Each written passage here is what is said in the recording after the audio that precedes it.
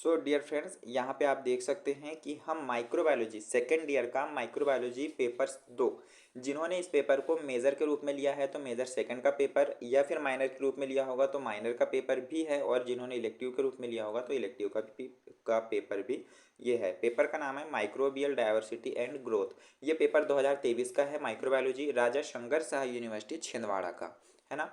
और साथ ही आपको प्रोवाइड होंगे पीजी कॉलेज छिंदवाड़ा के पेपर। सारे पेपर जो है हमने हमारी वेबसाइट naukriresult.com पे अपडेट कर दिया है। naukriresult.com पे जाके आप सारे क्वेश्चन पेपर देख सकते हैं। इवन वहाँ पे हम अदर यूनिवर्सिटी के क्वेश्चन पेपर भी प्रोवाइड कर रहे हैं। यहाँ पे अगर आप देखोगे सेक्शन ए में तो 2023 में 9 ऑब्जेक्टिव क्वेश्चंस पूछे गए थे, पर 2024 में पैटर्न चेंज किया है राजा शंकर शाह यूनिवर्सिटी ने, और सिर्फ 5 ऑब्जेक्टिव पूछे जाएंगे। अब ये जो है ना, हम पैटर्न आपको प्रोवाइड कर देंगे, पर इसके लिए आपको सब्सक्राइब करना पड़ेगा। जैसे ही हम पैटर्न अपलोड करेंगे आपको नोटिफिकेशन मिल जाता है, तो सब्सक्राइब कर लीजिएगा फ्रेंड, ताकि आपको तुरंत पैटर्न पता चले किस तरह से क्वेश्चन आएगा। 2024 में चेंज हुआ है पैटर्न, है ना। अब देखिए यहाँ पे जो 9 ऑब्जेक्टिव है, हम 9 ऑब्जेक्टिव सारे क्वेश्चंस देख लेते हैं 9 ऑब्जेक्टिव के, क्योंकि अभी तो सिर्फ 5 आने हैं, पर हमारे लिए ये अच्छी बात है, हमें 9 ऑब्जेक्टिव पढ़ना है।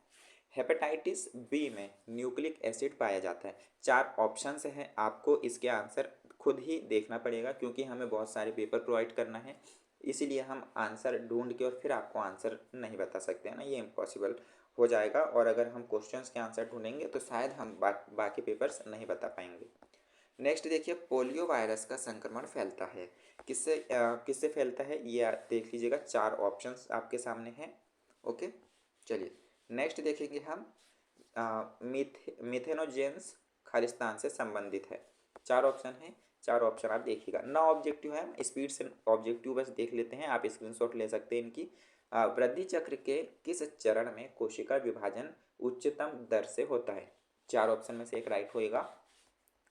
आर्क बैक्टीरिया के लिए निम्नलिखित में से कौन सा कथन सत्य है? ओके, चलिए इनके भी आप स्क्रीनशॉट ले लीजिए, फिर हम नेक्स्ट चलेंगे। निम्नलिखित में से कौन सा जीवाणु अत्यधिक लवणीय स्थितियों में पाया जाता है ना। ये बताना है अत्यधिक लवण किसमें पाया जाता है। ये जीवाणु है जो कि बैक्टीरिया होता है। यह कोशिका भित्ति रहित जीवाणु है, मतलब कोशिका भित्ति रहित जीवाणु कौन सी है? 4 में से बताना है। तो वायरस तो नहीं होगा, क्योंकि ये तो विषाणु है ना। तो कोशिका भित्ति रहित जीवाणु पूछा है इसने, और वायरस तो विषाणु है, तो चलिए एक तो नहीं होगा, डी वाला। 3 में से देख लीजिएगा। नेक्स्ट हम देखेंगे, एक कोशिकीय यूकेरियोट्स को समूहीकृत किया गया है। 4 ऑप्शन है, मोनेरा, प्रोटिस्टा, आर्किया या फिर कवक। फिर नेक्स्ट है, प्रोटोजोआ का वर्गीकरण किस आधार पर किया जाता है? 4 ऑप्शंस हैं। ये 9 ऑब्जेक्टिव थे, जो कि 9 ऑब्जेक्टिव हम देख चुके हैं।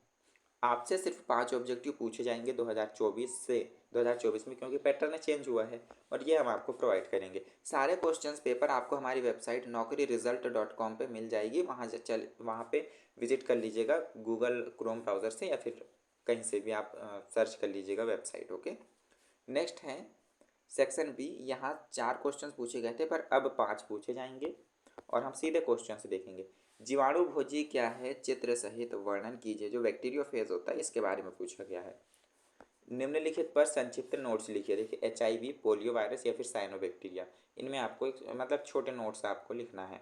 तो अगर आप पढ़ के नहीं भी जाओगे, थोड़ा बहुत पढ़ लेना, तो भी बहुत अच्छे आप कर सकते हो। ये क्वेश्चन भी सरल पूछा है और ये क्वेश्चन भी सरल है।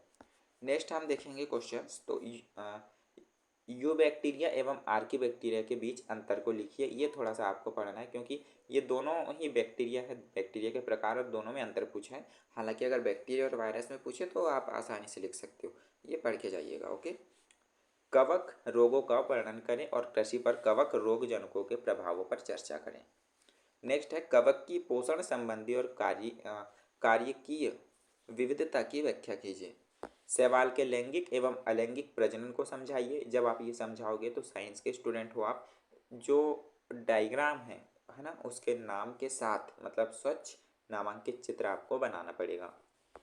शैवाल के वर्गीकरण को समझाइए, एल्गी के। यहाँ पे हमने देख चुके, अब हम सेक्शन सी देखेंगे, और सेक्शन सी में क्वेश्चंस देखेंगे तो 500 वर्ड में लिखना है। जो न्यू पैटर्न है वो आपको हम प्रोवाइड कराएंगे, यूट्यूब चैनल पे मिल जाएगा, आपको सब्सक्राइब करना है जिससे कि आपको नोटिफिकेशन मिले। और हाँ, ध्यान रखिए टेलीग्राम ग्रुप पे ज्वाइन नहीं हुए हैं ना, लिंक मैं डिस्क्रिप्शन पे दे दूंगा, ज्वाइन हो जाइएगा। विषाणु की लाइटिक एवं लाइसोजेनिक चक्रों का चित्र सहित विस्तार से वर्णन कीजिए। ओके, जीवाणु की वृद्धि के चरणों को चित्र सहित विस्तार से समझाइए और उनकी वृद्धि को प्रभावित करने वाले कारकों का वर्णन कीजिए। फिर नेक्स्ट क्वेश्चन हम देखेंगे, कवकों के सामान्य लक्षण, वर्गीकरण और कोशिकीय संरचना का वर्णन कीजिए। और लास्ट क्वेश्चन है, प्रोटोजोआ के सामान्य विशेषताएं, वर्गीकरण एवं आर्थिक महत्व को विस्तार से समझाइए। ये सारे क्वेश्चन मोस्ट इंपॉर्टेंट है जो कि हम आपको बता चुके हैं।